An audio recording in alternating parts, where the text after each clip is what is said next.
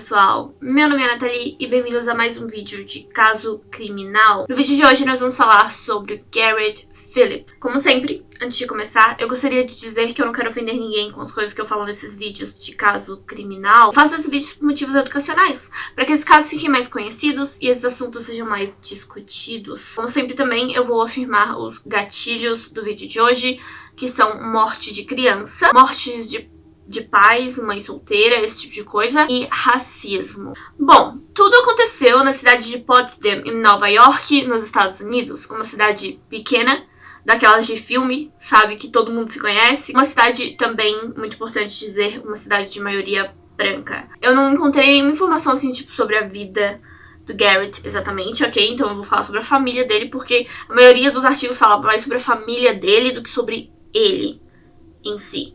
Então o pai do Garrett, Robert Phillips, faleceu de aneurisma quando ele era bem novinho, mas a família do pai nunca perdeu contato com o menino, eles eram muito próximos, na verdade, tanto do Garrett quanto do irmãozinho dele. O Garrett vivia com a sua mãe, Tandy Cyrus, e o seu irmão mais novo, Aaron, em um apartamento. Sendo mãe solteira, é claro, a Tandy sempre pedia que o Garrett fosse o homem da casa. Ele fazia tarefas domésticas quando ela não podia, ela não estava em casa, e ele ia e voltava da escola sozinho. Agora, eu preciso mencionar um ex-namorado da Tandy, de um relacionamento que ela teve no passado, ok? O nome dele é Oral Nicholas Hillary, mais conhecido como Nick, então vou chamar ele de Nick. Ele nasceu na Jamaica e se mudou para os Estados Unidos na adolescência.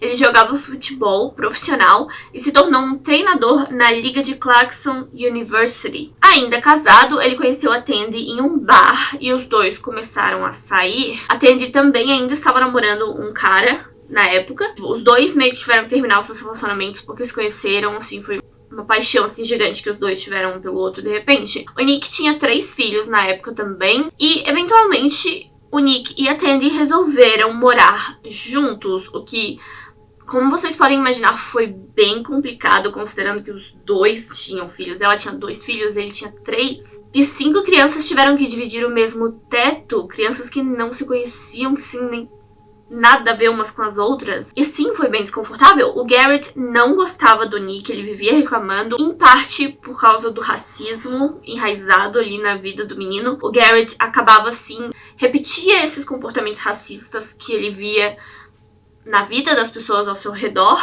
E, é claro, ele ofendia muito o Nick, na cara dele mesmo. Mas o casal logo percebeu, então, que não ia dar certo, que as crianças não se gostavam nem um pouco, e eles resolveram não morar mais juntos, mas ainda tentaram namorar por um tempo, mesmo em casas separadas, tentar fazer as crianças se darem bem, mas eles não conseguiram, então eles terminaram eventualmente. Bom, há 9 anos atrás, no dia 24 de outubro de 2011, uma segunda-feira, tudo aconteceu. Garrett estava sozinho em casa. Às 4:30 da tarde, a mãe ligou pra ele pra ter certeza de que ele tinha chegado em casa do colégio. Mais tarde, ele tinha treino de basquete e a Tandy tinha ido buscar o menino mais novo na creche, o Aaron, e planejava ir buscar o Garrett na saída do treino de basquete naquela noite. Mas naquele dia o Garrett não chegou nem a sair de casa. Eram 5 horas da tarde quando os vizinhos começaram a ouvir sons estranhos vindos do segundo andar do prédio. Parecia haver uma luta e alguns deles diziam que podiam ouvir uma criança pedindo socorro. Houve um vizinho que tentou ajudar, bateu na porta, mas não houve resposta nenhuma. Porém, ele disse que podia ouvir alguém trancando a porta da casa por dentro. A polícia foi chamada e um oficial veio checar o local, achando que seria apenas um caso de violência doméstica ou de uma pessoa batendo no seu filho e não querendo que os vizinhos soubessem. Ele bateu na porta, o policial, mas ninguém atendeu. E ele também ouviu alguém andando dentro de casa, como se estivesse tentando arrumar alguma bagunça ou alguma coisa assim, sabe? Passos pesados de alguém fazendo alguma coisa com pressa. Então o proprietário do prédio foi chamado para abrir a porta com uma chave reserva. E ele chegou por volta das 5:30 da tarde. E aí eles entraram no apartamento. E lá eles encontraram Garrett, 12 anos de idade, inconsciente. O policial tentou fazer ressuscitação e a ambulância foi chamada, mas infelizmente o menino faleceu. A Tandy ficou sabendo do ocorrido e telefonou para um ex-namorado dela chamado Joe Jones, um policial em quem ela confiava, né? Ela namorou ele antes de namorar o Nick. Foi com ele que ela terminou.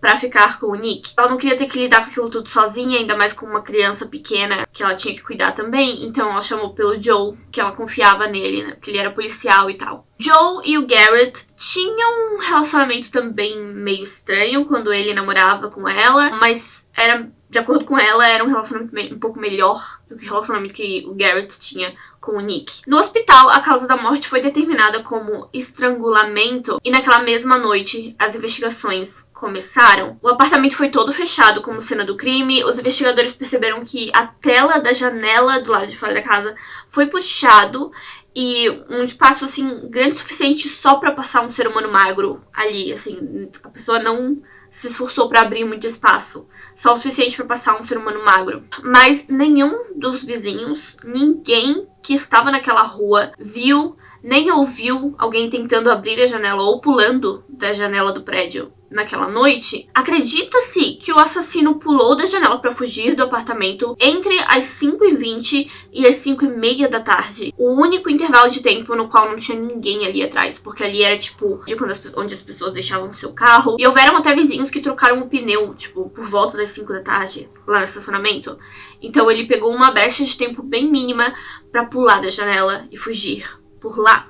Naquela mesma noite, a polícia também foi até a cidade onde os familiares do Garrett, por parte de pai, moravam, para dar as notícias, né? Porque eles não queriam dar notícia pelo telefone, já que eles eram bem apegados ao Garrett, mas também para fazer algumas perguntas, né? Porque o menino foi assassinado. A família logo começou a falar do outro ex-namorado da Tandy. Falaram do Nick. Quando ficaram sabendo da história do Nick, de como ele era ali meio estranho, como ele parecia ter inveja do relacionamento que o Garrett tinha com a mãe, a polícia o colocou como suspeito na hora. E eles já pareciam ter decidido que ele era o culpado. Eles foram direto pra casa dele às 9 da noite do dia 24 de outubro pra falar com ele. Infelizmente, a gente não sabe o que se passou nessa visita, nessa conversa. Eu não encontrei em lugar nenhum o que eles conversaram nesse primeiro encontro com a polícia. Mas na manhã seguinte, a Tandy foi chamada para depor na delegacia. Ela levou o John, o ex-namorado, como suporte moral. Eles disseram que ela podia ficar com alguém ali só pra, tipo, segurar a mão dela enquanto ela falava do filho, já que o filho dela tinha acabado de morrer, né? Era bom ter alguém ali pra consolar ela e tal. E ela foi questionada sobre o Nick, o ex-namorado. Ela disse que ele era bem possessivo e controlador, e que quando os dois se separaram, ele vivia dizendo que os filhos dela eram o problema. Ok, as palavras dela. Eu não posso pensar em mais ninguém que gostaria de machucar o Garrett. No mesmo dia, então, um detetive seguiu o Nick durante seu dia de trabalho como treinador e percebeu que ele estava meio que mancando. Ele tentou filmá-lo, mas nas gravações o Nick parecia estar caminhando normalmente. Então ninguém sabe do que ele estava falando quando ele falou que o Nick estava mancando, já que quando ele tentou filmar, não parecia que ele estava mancando. Por que isso é importante, né? O fato de ele estar mancando. Alguém que pulou de uma janela tão alta provavelmente teria se machucado de algum jeito, sabe? A não ser que seja alguém muito atlético, que sabe cair sem se machucar, sabe? Alguém que pratica parkour, sei lá. Mas, tipo, eles acreditavam que a pessoa que caiu de lá machucou o tornozelo ou rolou e ficou machucado de alguma maneira, entende? Mas, enfim, o Nick parecia estar caminhando normalmente. No dia 26 de outubro, ele foi chamado para interrogatório. Os policiais, no início, fizeram perguntas simples de rotina, mas logo eles foram ficando cada vez mais acusatórios. Eles queriam saber onde ele estava, por que ele estava, se ele tinha algo contra o Garrett, se ele gostava dos filhos da ex-namorada, todas essas coisas. E sabendo dos seus direitos, o Nick ficou em silêncio e ele pediu por um advogado. Depois que ele telefonou pro seu advogado, os policiais disseram que teriam que pegar o seu telefone, o que não é protocolo. E ele também foi revistado e ele ficou nu na sala de entrevistas e foi fotografado à procura de provas. A polícia estava procurando provas no corpo dele e mais tarde o seu carro foi vasculhado também. Nada dessas coisas é protocolo, pessoal. Isso foi, sim, abuso de poder, ok? A gente já vai falar mais sobre isso. Os policiais, eles viram uma marquinha no tornozelo do Nick, um machucadinho, e ele disse que provavelmente tropeçou em algum móvel na sua casa, porque ele estava fazendo umas mudanças em casa. trocando os móveis de lugar. E um tempo depois, um dos policiais que não estava presente no dia desse questionamento, não tinha nada a ver com o caso, ele foi questionado, assim, se esse tipo de protocolo era normal, e ele disse que não. Ele disse que remover as roupas de um suspeito e fotografá-lo daquela maneira, totalmente nu, é algo que nunca havia sido feito antes, é algo que não devia ser feito, que sim, ele consideraria aquilo abuso. O Nick, ele não fez nada além de cooperar, ele simplesmente ficou calado, respondeu todas as perguntas que era necessário responder, participou daquilo ali, não foi violento, não foi rude, não foi grosseiro, não questionou, ele só fez o que tinha que fazer e foi embora. Ele ligou pro seu advogado, é claro, mas, o advogado não tirou ele daquela situação, infelizmente. No mesmo dia, um colega de trabalho do Nick, chamado Ian Fairley, também foi chamado para depor sobre ele. O Ian serviu como testemunha pro álibi do Nick também. Ele comprovou que por volta das 5h20 da tarde do dia 24 de outubro, Nick estava na casa do Ian. É possível que ele tenha saído do apartamento após matar o Garrett e corrido até a casa do Ian? Sim, porque é uma distância bem curta. O Nick é um cara rápido, ele corre rápido, ele é treinador de futebol e tal. A distância das duas casas não é muito grande, então se ele pulou da janela lá pelas 5h10, ele poderia chegar lá, mas se a gente acha que ele pulou entre as 5h20 e as 5h30, então não. É aí que fica a diferença. O Ian disse que o Nick estava bem calmo, não parecia nem um pouco nervoso, não parecia apressado, não parecia que tinha corrido até lá, não parecia que tinha acabado de pular de uma janela, nem nada disso. E o Nick, é claro, ele não era o único possível suspeito, né? Mas pra polícia ele era. Pra polícia ele era a única pessoa que podia ter feito isso, o que foi terrível. Desde o início a polícia focou apenas no Nick. Ele continuava procurando por toda e qualquer evidência de que a culpa era dele e de mais ninguém. Outra importante testemunha foi entrevistada, a Shanna, a filha do Nick, e ela disse que ele estava em casa quando ela chegou em casa por volta das 4h55 da tarde, no dia 24 de outubro. Então, ele estava em casa naquele horário e depois ele foi pra casa do Ian. Olha só, 2 álibis perfeitos, só que de pessoas que eram bem próximas dele, então a polícia ainda achava que eles podiam estar mentindo. Bom, vamos falar então das evidências encontradas na cena do crime, né? O DNA encontrado na cena do crime não pertencia ao Nick, assim como as impressões digitais encontradas no Garrett e na cena do crime em volta da área onde o Garrett foi encontrado, também não pertenciam a ele. Foi pedido que o DNA dele fosse comparado com o material encontrado debaixo das unhas do Garrett, porque o Garrett, sim, lutou muito contra o seu assassino e tinha DNA debaixo das unhas dele, mas o resultado deu negativo. Nenhuma daquelas evidências vinha do Nick. Essas provas não impediram, infelizmente, a cidade toda de começar a fofocar sobre o Nick. Como eu disse, era uma cidade de maioria branca. O racismo era gigante lá e eles simplesmente viam aquele homem negro como um assassino. Ele se tornou literalmente o assassino local, ninguém olhava pra ele, tinha gente que impedia ele de entrar em estabelecimentos. Gente, era tipo humilhação pública, linchamento público. Ele perdeu seu emprego, ele não conseguia andar na rua sem ser ofendido e ele resolveu processar a cidade por difamação de danos morais. O tempo foi passando. Em 2013, uma nova procuradora, o nome dela era Mary, e ela fez campanha dizendo que pretendia botar mais pressão para que o caso do Garrett Phillips fosse solucionado. Sua equipe revisou todas as evidências, incluindo algumas coisas novas, como câmeras de segurança no colégio do Garrett, para mostrar que eles estavam querendo que esse caso fosse logo resolvido. O problema é que eles também focavam muito no Nick. Eles olharam evidências novas, sim, mas eles ainda focavam muito no Nick. Naquela tarde do dia 24 de outubro, um carro parecido com o do Nick foi visto no estacionamento, mas não tinha como confirmar que era o carro dele. Não dava pra ver a placa e não dava pra ver quem estava dirigindo. Minutos depois, lá pelas 4h50, o Garrett foi visto voltando pra casa no seu skate. E poucos minutos depois, ele chegou em casa e telefonou com a mãe, né? Usar horários pra definir esse tipo de coisa é sempre muito difícil, porque você nunca tem como ter certeza dos horários. Olha só, estavam dizendo que a mãe do Garrett tinha ligado pra ele por volta das 4 horas. Aparentemente, às 4h50, o Garrett estava ainda voltando da escola. Então, ela provavelmente telefonou pra ele umas 4h55, quase 5 da tarde. Então, por que eles não colocaram que foi por volta das 5 da tarde? A casa do Nick fica pra direita do estacionamento. O apartamento do Garrett ficava pra esquerda. Garrett continuou indo com o seu skate pra esquerda.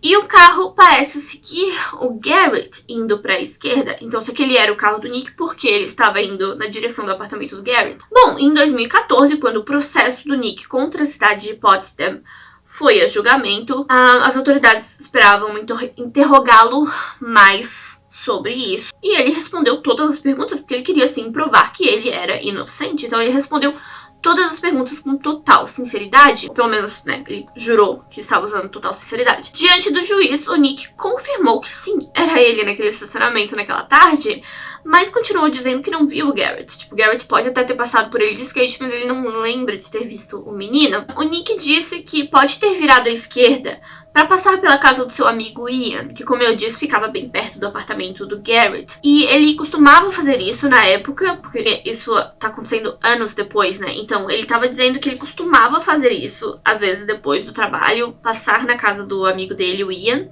ou às vezes só passar de carro na frente da casa do seu amigo Ian pra ver se ele estava em casa, pra daí aparecer mais tarde, porque ele já tinha esse hábito de, eu vou aparecer aí mais tarde, então deixa eu só passar na frente da sua casa, ver se você está em casa, né?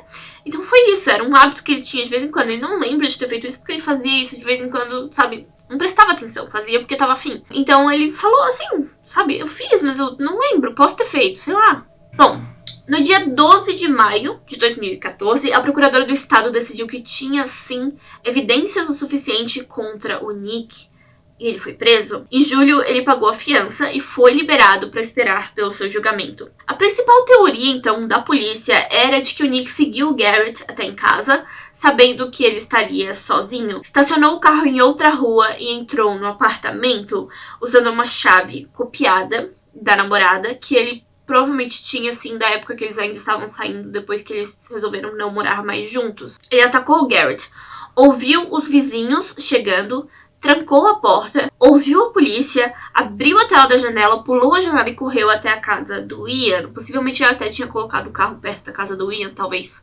Mas, com o testemunho da filha dele, sabemos que ele estava em casa por volta das 4h55. A Shanna foi questionada várias vezes. Eles queriam que ela mudasse sua história. Eles queriam que ela dissesse, assim, a mínima coisinha que pudesse dar a ideia de que o pai dela não estava em casa naquele horário. Mas ela nunca mudou a sua história. Ela sabia que ele estava em casa. E ela continuava dizendo que ele só saiu de casa por volta das 5h20 para ver o Ian. Em outubro de 2014, o juiz decidiu que não haveria julgamento. Não haviam evidências suficientes contra Oral Nicholas Harry para acusá-lo de assassinato e ele foi liberado. O juiz não acreditava que ele fosse culpado. Ok, agora vamos pausar um pouco a nossa história, a nossa linha do tempo, para falar sobre o outro possível suspeito, né? Não é só o Nick que é suspeito nessa história. Essa possibilidade, que foi totalmente ignorada pela polícia, é claro, do Joe Jones ter sido o culpado. Joe Jones, ex-namorado da Tandy, policial, conhecido por ser um homem fácil de irritar, sim, ele era um valentão da cidade. Conhecido por ser extremamente racista e com certeza não ficou feliz quando soube que a namorada tinha terminado com ele para ficar com um homem negro. 10 meses antes da morte do Garrett, a Tandy fez um boletim de ocorrência contra o Joe, dizendo que ele havia agido de tal maneira que ela temia pela sua segurança e pela segurança dos seus filhos também. Então, por que ela procurou o apoio dele logo quando o menino morreu? É isso que eu me pergunto, mas talvez ela estivesse se sentindo vulnerável e só precisava de alguém por perto, né? Relacionamentos são complicados. No início, ele deu seu DNA e deu suas impressões digitais para a polícia para serem comparadas com a cena do crime. Ele também foi fotografado, não completamente nu, igual o Nick, mas ele teve partes do seu corpo fotografadas, como possíveis marcas de alguém que pulou de uma janela. Mas, infelizmente, eu não encontrei qual foi o resultado desse DNA. Provavelmente deu negativo, porque ninguém falou mais nisso, mas eu tô achando que... Será que só coletaram e não analisaram? Não sei, eu realmente não encontrei nada sobre o DNA dele, a não ser o fato que foi coletado. A procuradora lembra a Mary, ela conseguiu prender o Nick novamente. Ela não desistiu e ela mais uma vez o acusou de assassinato e conseguiu prendê-lo novamente. O seu julgamento foi marcado para setembro de 2016. O Nick, ele teve a opção de escolher a sua sentença, né, o seu veredito, ser dado só pelo juiz. Ele tinha essa opção só pelo juiz ou por um júri de um grupo de pessoas. E ele decidiu que queria só o juiz. Ele disse que não queria, porque justamente foi uma coisa inteligente da parte dele. Ele sabia que naquela cidade a maioria era branca e quase todo mundo conhecia aquele caso. Então não ia ser justo com ele. Então ele decidiu que só o juiz poderia decidir e o juiz seria sensato o suficiente para saber o que é certo e o que é errado.